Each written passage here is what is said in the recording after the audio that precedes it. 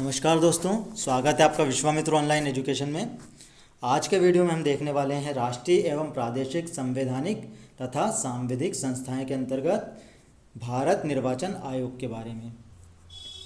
इस वीडियो में हम भारत निर्वाचन आयोग का विस्तृत अध्ययन करेंगे और साथ ही अंत में हम देखेंगे उससे जुड़े हुए वस्तुनिष्ठ प्रश्न जो कि परीक्षा के दृष्टिकोण से बहुत ही महत्वपूर्ण हैं। तो चलिए स्टार्ट करते हैं। भारत निर्वाचन आयोग। भारत निर्वाचन आयोग या जिसे चुनाव आयोग भी कहा जाता है, भारत निर्वाचन आयोग को चुनाव आयोग भी कहा जाता है। यह एक स्वायत्त संवैधानिक निकाय है। ये किस प्रकार का निकाय है? तो यह एक स्वायत्त संवैधानिक निकाय है जिसके द्वारा भारत में संघ और राज्य चुनाव प्रक्रियाओं का संचालन करवाया जाता है। चुनाव आयोग देश में लोकसभा, राज्यसभा, राज्य विधानसभाओं, राष्ट्रपति, उपराष्ट्रपति के चुनाव का संचालन करता है। तो चुनाव आयोग क्या क्या करता है? तो चुनाव आयोग देश में लोकसभा, राज्यसभा, राज्य विधानसभाओं, राष्ट्रपति और उपराष्ट्रपति के चुनाव का संचालन करता है। भारतीय संविधान का भाग 15 जो है वो चुनाव से संबंधित है। भारतीय संविधान का कौन सा भाग चुनाव से संबंधित है? तो इसका जो उत्तर होगा वो होगा 15। भारतीय संविधान का भाग 15 चुनाव से संबंधित है, जिसमें चुनाव के संचालन के लिए एक आयोग की स्थापना करने का प्रावधान दिया गया है।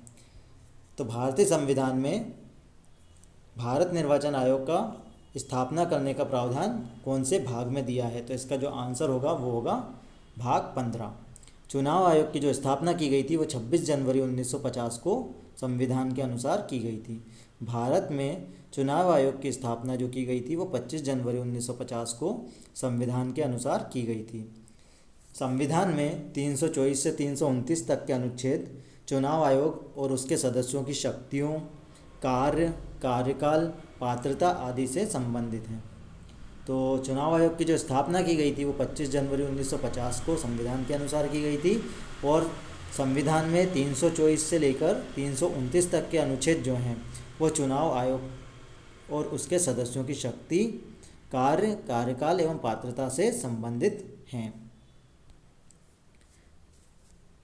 324 अनुच्छेद जो है वो चुनाव आयोग में चुनाव के लिए निहित दायित्व, अधीक्षण, निर्देशन और नियंत्रण से संबंधित है। 325 अनुच्छेद जो है उसमें कहा गया है कि धर्म, जाति या लिंग के आधार पर किसी भी व्यक्ति विशेष को मतदाता सूची में शामिल नहीं करने और इसके आधार पर मतदान के लिए अयोग्य नहीं ठहराने का प्रावधान किया गया है। 326 जो अनुच्छेद है उसमें कहा गया है कि लोकसभा एवं प्रत्येक राज्य की विधानसभाओं के लिए निर्वाचन वयस्क मताधिकार के आधार पर करने का प्रावधान किया गया है। तो प्रश्न आता है कि लोकसभा में प्रत्येक राज्य की विधानसभा के लिए निर्वाचन किस आधार पर करने का प्रावधान किया गया है 326 अनुच्छेद के तहत? तो लोकसभा में और राज्य की विधानसभा के लिए निर्वाचन वयस्क मताधिकार के आधार पर करने का प्रावधान किया गया है अनुच्छेद 326 में। 327 में विधायिका द्वारा चुनाव के संबंध में संसद में कानून बनाने की शक्ति प्रदान की गई है। अनुच्छेद 327 जो बोलता है वो बोलता है विधायिका द्वारा चुनाव के संबंध में संसद में कानून बनाने की शक्ति प्रदान की गई है। 328 में किसी राज्य के विधानमंडल को इसके चुनाव के लिए कानून बनाने की शक्ति प्रदान की गई है। और अनुच्छेद 329 जो है उसमें कहा गया है कि चुनावी मामलों में अदालतों द्वारा हस्तक्षेप करने के लिए बार का उल्लेख किया गया है। इस प्रकार 324 से 329 तक भारत निर्वाचन आयोग से संबंधित अनुच्छेद हैं। निर्वाचन आयोग की संरचना। अब निर्वाचन आयोग की संरचना देख लेते हैं। तो भारतीय निर्वाचन आयोग में वर्ष 1989 के पूर्व केवल एक चुनाव आयुक्त का प्रावधान था। 1989 के पूर्व केवल एक चुनाव आयुक्त का प्रावधान इसमें किया गया था। 16 अक्टूबर 1989 को राष्ट्रपति द्वारा एक अधिसूचना के द्वारा भारतीय निर्वाचन आयोग को 3 सदस्यीय बना दिया गया। 16 अक्टूबर 1989 को राष्ट्रपति द्वारा एक अधिसूचना जारी की गई थी जिसके द्वारा भारतीय निर्वाचन आयोग को 3 सदस्यीय बना दिया गया। इसके पूर्व यह केवल 1 सदस्यीय था। इसके बाद कुछ समय बाद इसे वापस से 1 सदस्यीय बना दिया गया, लेकिन पुनः 1 अक्टूबर 1993 से यह 3 सदस्यीय आयोग कार्यरत है। मुख्य निर्वाचन अधिकारी। मुख्य चुनाव आयुक्त एक आईएएस रैंक के अधिकारी होते हैं जिनकी नियुक्ति राष्ट्रपति के द्वारा की जाती है। तो मुख्य निर्वाचन अधिकारी जो हैं उनकी जो नियुक्ति की जाती है वो राष्ट्रपति द्वारा की जाती है। अन्य दो चुनाव आयुक्तों की नियुक्ति भी राष्ट्रपति द्वारा की जाती है। इनका जो कार्यकाल होता है वह 6 वर्ष या 65 वर्ष की आयु, दोनों में से जो पहले पूर्ण होती है उसका होता है। अगर 6 वर्ष की आयु 6 वर्ष का कार्यकाल इन्होंने पूरा कर लिया है और या फिर 65 वर्ष की आयु, दोनों में से जो भी पहले हो जाती है उसके अनुसार इनका कार्यकाल निर्धारित किया गया है। निर्वाचन आयोग में एक मुख्य चुनाव आयुक्त और दो चुनाव आयुक्त होते हैं। भारतीय निर्वाचन आयोग का सचिवालय भारत की राजधानी नई दिल्ली में स्थित है। तो इनकी नियुक्ति जो की जाती है वो राष्ट्रपति जी द्वारा की जाती है। इनका कार्यकाल जो होता है वो 6 वर्ष से या 65 वर्ष की आयु, दोनों में से जो पहले हो उसका होता है। निर्वाचन आयुक्त में 3 सदस्य होते हैं जिनमें से एक मुख्य चुनाव आयुक्त होते हैं और 2 चुनाव आयुक्त होते हैं। भारतीय निर्वाचन आयोग का जो सचिवालय है वो भारत की राजधानी नई दिल्ली में स्थित है। इन्हें भारत के सर्वोच्च न्यायालय के न्यायाधीशों के समकक्ष दर्जा प्राप्त होता है और समान वेतन एवं समान भत्ते मिलते हैं।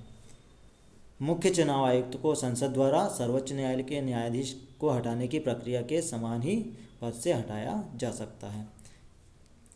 भारत के सर्वोच्च न्यायालय के न्यायाधीशों के समकक्ष इनको दर्जा प्राप्त होता है और समान वेतन एवं भत्ते मिलते हैं। मुख्य चुनाव आयुक्त को संसद द्वारा सर्वोच्च न्यायालय के न्यायाधीश को हटाने की जो प्रक्रिया है उसी के समान इन्हें भी पद से हटाया जा सकता है।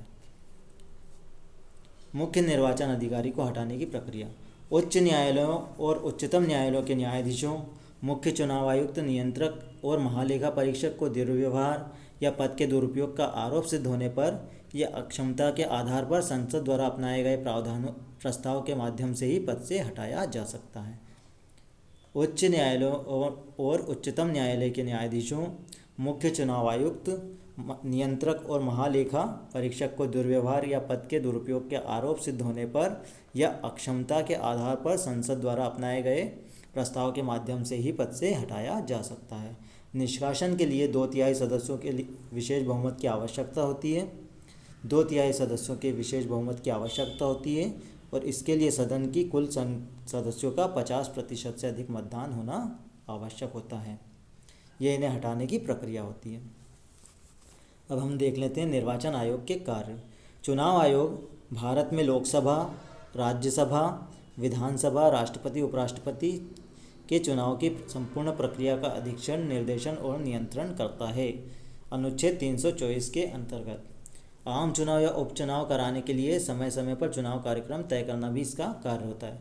वोटर लिस्ट तैयार करना और मतदाता पहचान पत्र जारी करना भी चुनाव आयोग का कार्य होता है। तो चुनाव आयोग के कार्य में क्या क्या शामिल हैं? तो लोकसभा, राज्यसभा, राज्य विधानसभा, राष्ट्रपति और उपराष्ट्रपति के चुनाव की प्रक्रिया का अधीक्षण, निर्देशन और नियंत्रण ये करते हैं। आम चुनाव या उपचुनाव कराने के लिए समय समय पर चुनाव कार्यक्रम तय करते हैं और वोटर लिस्ट और मतदाता पहचान पत्र जारी करते हैं।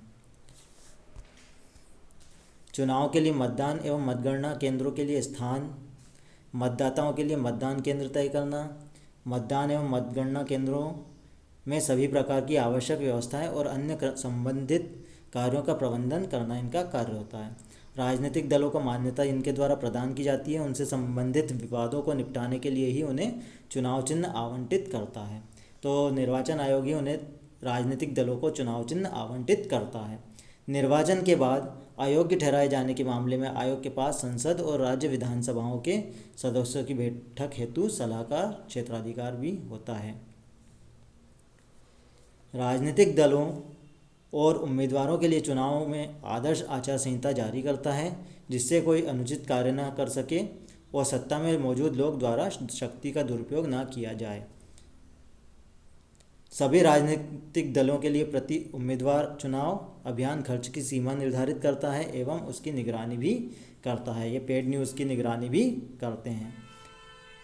राजनीतिक दलों को अनुशासित करने का कार्य भी इनके द्वारा किया जाता है। तो अब आपको ये देखना है कि भारत के प्रथम चुनाव आयुक्त जो थे वो थे सुकुमार सेन। लेकिन अभी आपको ये पता लगाना है कि वर्तमान में मुख्य चुनाव आयुक्त हमारे देश के कौन हैं और चुनाव आयुक्त के पद पर 2 सदस्य कौन हैं। तो ये आप लोगों को पता करके बताना है कमेंट बॉक्स में। इसके बाद हम शुरू करते हैं हमारा वस्तुनिष्ठ प्रश्न, भारत निर्वाचन आयोग पर आधारित वस्तुनिष्ठ प्रश्न। तो पहला प्रश्न है हमारा, निम्न में से संविधान के किस भाग में निर्वाचन आयोग का उल्लेख किया गया है? भाग 12 में, भाग 13, भाग 14A या भाग 15? तो निम्न में से संविधान के किस भाग में निर्वाचन आयोग का उल्लेख किया गया है? तो इसका जो आंसर होगा वो होगा भाग 15 में। निम्न में से कौन सा अनुच्छेद निर्वाचन आयोग से संबंधित है? 301 से 307, 323 से 328, 324 से 329 या फिर 148 से 151? तो अभी हमने देखा कि भारत निर्वाचन आयोग से जो अनुच्छेद संबंधित है वो है 324 से 329। आंसर सी इसका सही आंसर होगा, 324 से 329। निम्न में से किसके द्वारा निर्वाचन आयुक्त की सेवा शर्त तथा कार्यकाल का निर्धारण किया जाता है? निम्न में से किसके द्वारा निर्वाचन आयुक्त की सेवा शर्त और कार्यकाल का निर्धारण किया जाता है? संविधान, संसद, राष्ट्रपति या वर्तमान सरकार? तो इसका जो सही आंसर है वो है राष्ट्रपति।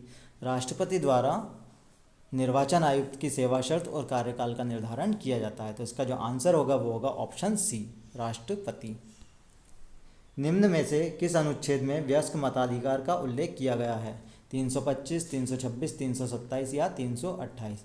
तो वयस्क मताधिकार का जो उल्लेख किया गया है वो 326 के अंतर्गत किया गया है। इसका जो आंसर होगा वो होगा ऑप्शन बी, 326। वयस्क मताधिकार का उल्लेख 326 के अंतर्गत किया गया है।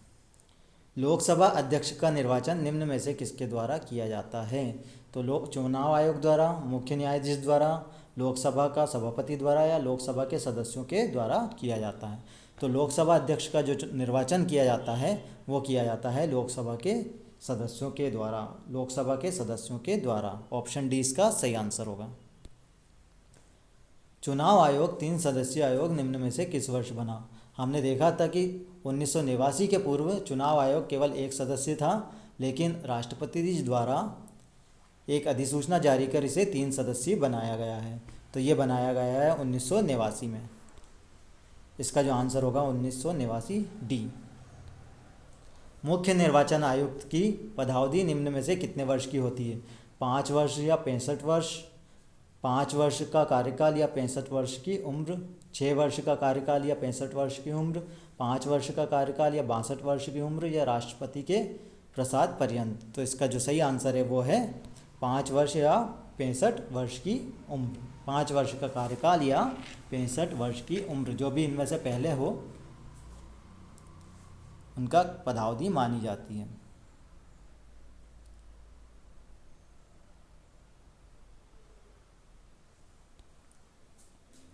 भारतीय संसद द्वारा,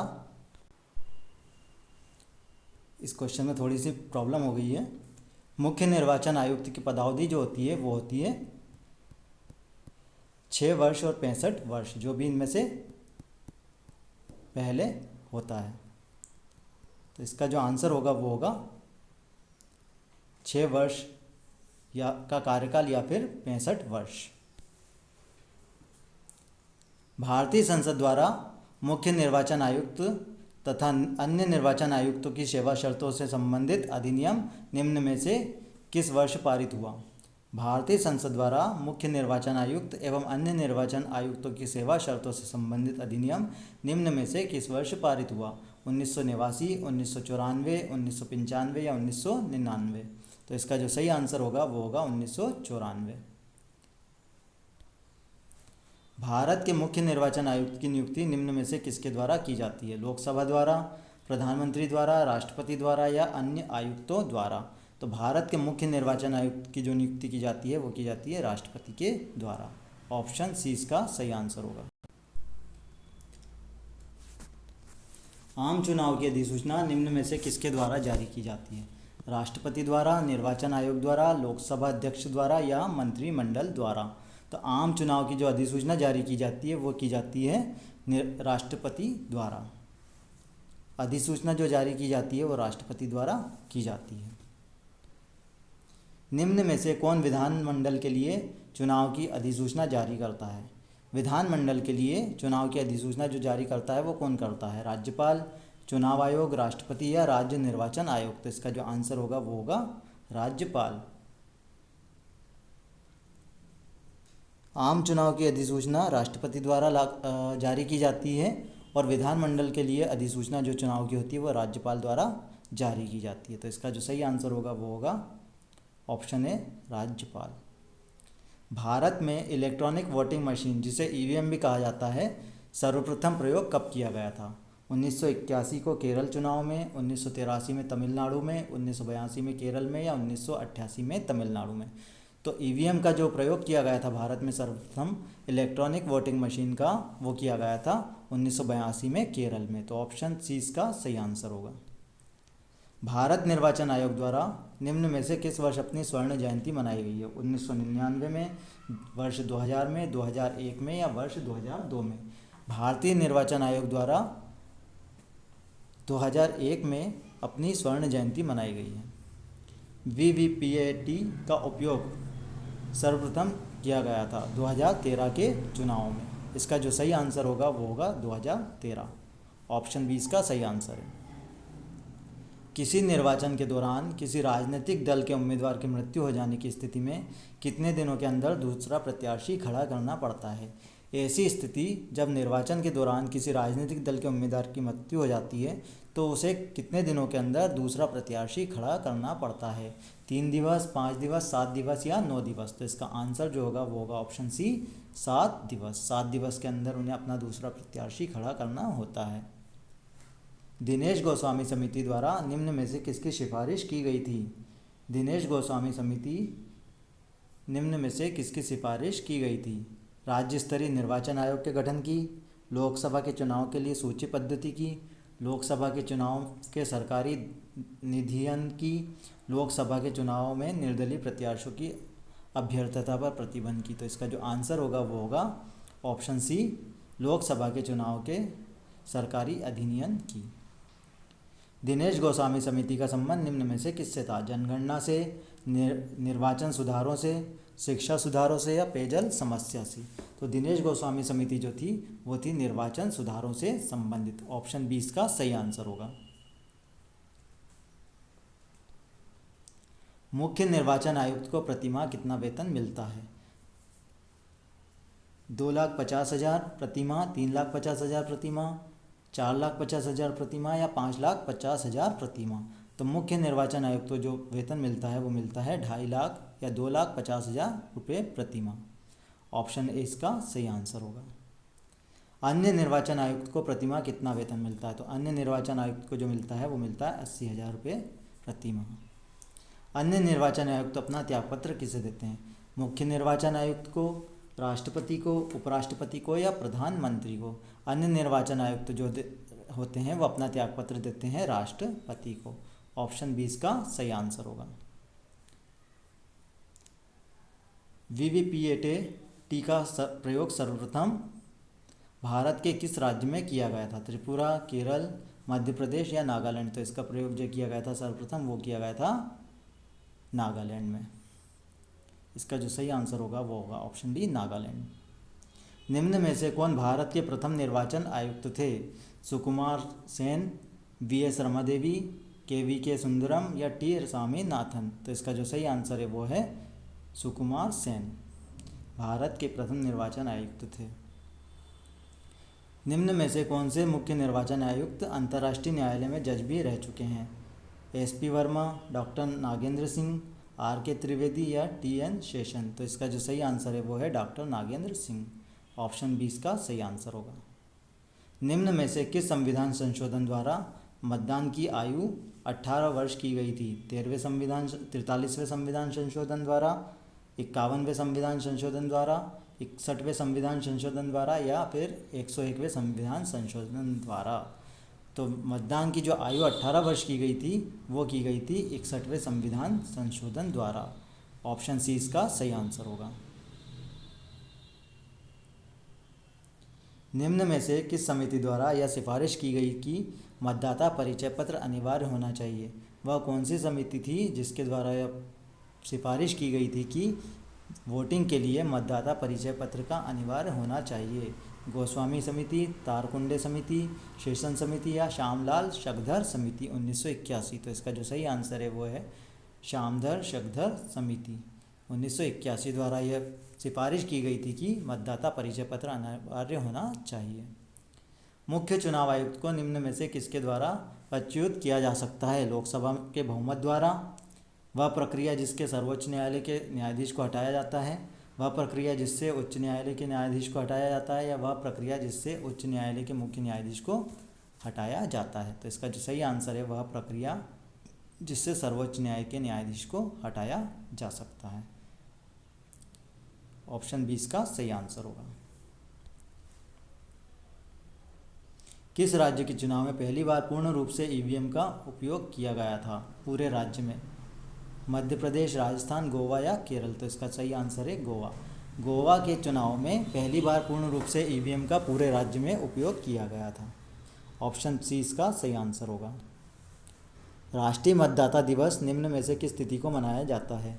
25 जनवरी, 26 जनवरी, 25 फरवरी या 20 मार्च? तो राष्ट्रीय मतदाता दिवस जो मनाया जाता है वो 26 जनवरी के एक दिन पहले 25 जनवरी को मनाया जाता है। इसका जो आंसर होगा वो होगा 25 जनवरी।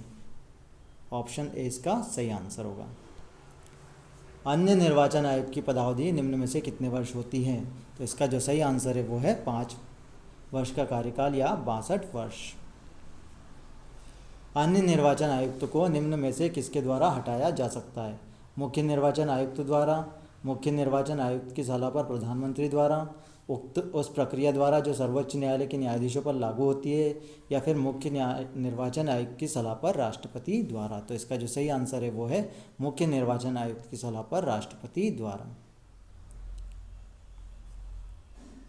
ऑप्शन डी इसका सही आंसर होगा। चुनाव के कितने वर्ष बाद उपचुनाव कराया जा सकता है? 2 वर्ष बाद, 3 वर्ष बाद, 5 वर्ष बाद या किसी भी समय?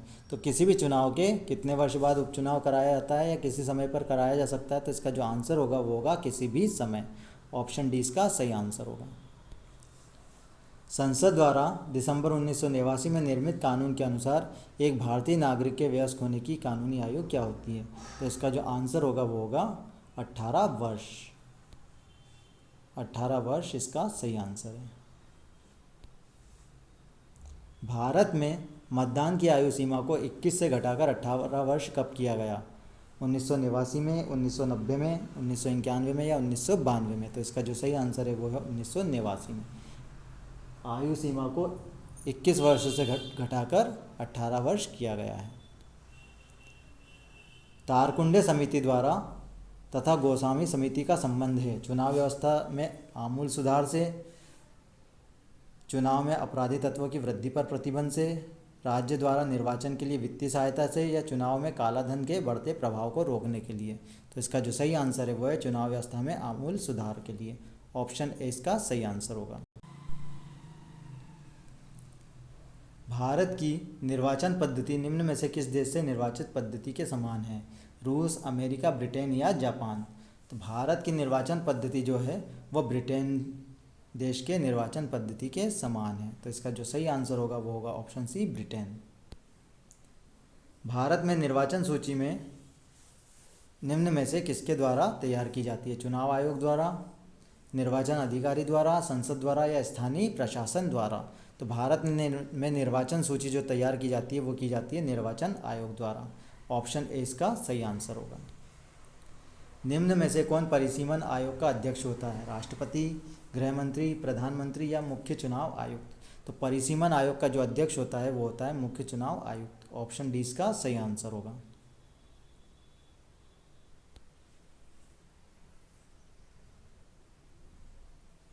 चुनाव आयोग द्वारा अगला प्रश्न है, भारत के विभिन्न राजनीतिक दलों को राष्ट्रीय या क्षेत्रीय दल का दर्जा देने का अधिकार किसे प्राप्त है? संसद को, राष्ट्रपति द्वारा, चुनाव आयोग द्वारा या सर्वोच्च न्यायालय को? तो भारत के विभिन्न राजनीतिक दलों को राष्ट्रीय या क्षेत्रीय दल का दर्जा देने का जो अधिकार प्राप्त होता है वो निर्वाचन आयोग या चुनाव आयोग को प्राप्त होता है। तो इसका जो आंसर होगा वो होगा ऑप्शन सी, चुनाव आयोग। निर्वाचन आयोग निम्न में से किन निर्वाचनों के लिए अधीक्षण, निर्देशन और नियंत्रण का कार्य करती है? राष्ट्रपति के चुनाव के लिए, उपराष्ट्रपति के चुनाव के लिए, लोकसभा के चुनाव के लिए या उपरोक्त सभी के? तो हमने पहले भी देखा है कि निर्वाचन आयोग अधीक्षण, निर्देशन और नियंत्रण का जो कार्य करती है वो उपरोक्त सभी के लिए करती है, जिसमें राष्ट्रपति चुनाव भी होता है, उपराष्ट्रपति चुनाव भी सम्मिलित है और लोकसभा का चुनाव भी सम्मिलित है। तो इसका जो आंसर होगा वो होगा उपरोक्त सभी। ऑप्शन डी इसका सही आंसर होगा। भारत के निर्वाचन आयोग के कार्य हैं संसद एवं राज्य विधानमंडलों के सभी चुनाव कराना, राष्ट्रपति और उपराष्ट्रपति के लिए चुनाव कराना, निर्वाचन सूचियां तैयार कराने के लिए निरीक्षण, निर्देशन और नियंत्रण या उपरोक्त सभी। तो भारत के निर्वाचन आयोग के ये सभी कार्य हैं, तो इसका जो सही आंसर होगा वो होगा उपरोक्त सभी। रिटर्निंग अधिकारी होता है वह अधिकारी जो भूमि को दिए जाने के अस्वीकृत मात्रा प्रार्थना पत्र को वापस करता है, वह अधिकारी जो चुनाव की अधिसूचना जारी करता है, वह अधिकारी जो राज्य विधानसभा सचिव का लेखा जोखा रखता है, या वह अधिकारी जो किसी निर्वाचन क्षेत्र के चुनाव के लिए उत्तरदायी होता है और परिणाम की घोषणा करता है। तो इसका जो सही आंसर होगा वो होगा ऑप्शन डी। वह अधिकारी होता है रिटर्निंग ऑफिसर जो किसी निर्वाचन क्षेत्र के चुनाव के लिए उत्तरदायी होता है और परिणाम की घोषणा करता है। ऑप्शन डी इसका सही आंसर होगा। भारत में चुनाव आयोग का गठन कब किया गया था? 25 जनवरी 1950 को, 25 जनवरी 1951 को, 26 जनवरी 1950 को या 26 जनवरी 1955 को? तो हमने देखा है कि भारत में चुनाव आयोग का जो गठन किया गया था वो किया गया था 26 जनवरी से एक दिन पहले 25 जनवरी 1950 को। तो इसका जो सही आंसर होगा वो होगा 25 जनवरी 1950। निर्वाचन आयोग किस प्रकार का निकाय है? संवैधानिक निकाय, संविधिक निकाय, संविधानेतर निकाय या इनमें से कोई नहीं? तो इसका जो आंसर है वो है संवैधानिक निकाय। निर्वाचन आयोग जो है वो एक प्रकार से संवैधानिक निकाय है। ऑप्शन इसका सही आंसर होगा।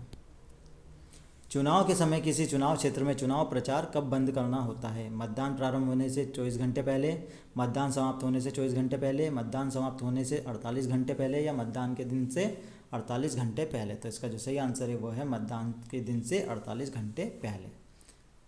ऑप्शन डी इसका सही आंसर होगा। एक व्यक्ति कितने निर्वाचन क्षेत्रों से चुनाव नहीं लड़ सकता? 1 से अधिक, 2 से अधिक, 3 से अधिक या 4 से अधिक? तो एक व्यक्ति 2 चुनाव क्षेत्रों में, निर्वाचन क्षेत्रों में चुनाव लड़ सकता है, लेकिन 2 से अधिक चुनाव क्षेत्रों में या निर्वाचन क्षेत्रों में चुनाव नहीं लड़ सकता। तो इसका जो आंसर होगा वो होगा 2 से अधिक। ऑप्शन बी इसका सही आंसर होगा। संसद के सदस्यों के अयोग्यता संबंधी विवाद पर निर्णय निम्न में से किसके द्वारा लिया जाता है? संसद के सदस्यों के अयोग्यता संबंधी विवाद पर निर्णय निम्न में से किसके द्वारा लिया जाता है? राष्ट्रपति द्वारा, चुनाव आयोग के परामर्श पर लोकसभा अध्यक्ष द्वारा, चुनाव आयोग के परामर्श पर मुख्य न्यायाधीश द्वारा या चुनाव आयोग के परामर्श पर राष्ट्रपति द्वारा? तो इसका जो सही आंसर है वो है चुनाव आयोग के परामर्श पर राष्ट्रपति द्वारा। ऑप्शन डी इसका सही आंसर होगा। निर्वाचन संबंधी मामलों में न्यायालय का हस्तक्षेप का प्रावधान निम्न में से किस अनुच्छेद में किया गया है? निर्वाचन संबंधी मामलों में न्यायालय का हस्तक्षेप का प्रावधान निम्न में से किस अनुच्छेद में दिया गया है? 229, 327, 328 या 329? तो इसका जो सही आंसर है वो है 329। ऑप्शन डी इसका सही आंसर होगा।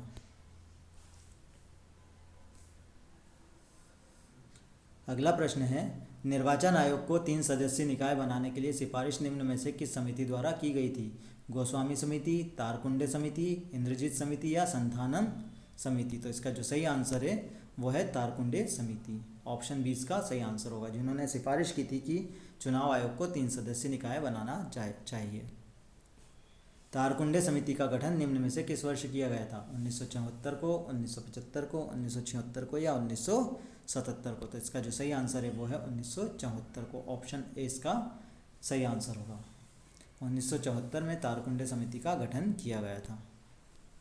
निम्नलिखित में से कौन सा काम निर्वाचन आयोग का नहीं है? चिन्हों का आवंटन, निर्वाचन तारीखें तय करना, चुनाव की निष्पक्षता बनाए रखना या चुनाव के लिए उम्मीदवारों का चयन करना? तो बाकी के ए और बी और सी जो हैं ये सभी चुनाव आयोग के या निर्वाचन आयोग के कार्य हैं, लेकिन चुनाव के लिए उम्मीदवारों का चयन उनकी पार्टी द्वारा किया जाता है। तो इसका जो सही आंसर होगा वो होगा चुनाव के लिए उम्मीदवारों का चयन। यह चुनाव आयोग या निर्वाचन आयोग का कार्य नहीं होता। अन्य 3 कार्य जो दिए हैं वो सभी चुनाव आयोग के कार्य हैं। तो अगर आपको वीडियो पसंद आए तो वीडियो को लाइक और शेयर कीजिए। यदि अभी तक आपने हमारे चैनल को सब्सक्राइब नहीं किया तो चैनल को सब्सक्राइब करें, ताकि जैसे ही हम कोई सा नया वीडियो अपने चैनल पर अपलोड करें तो उसका नोटिफिकेशन आपको प्राप्त हो सके। धन्यवाद।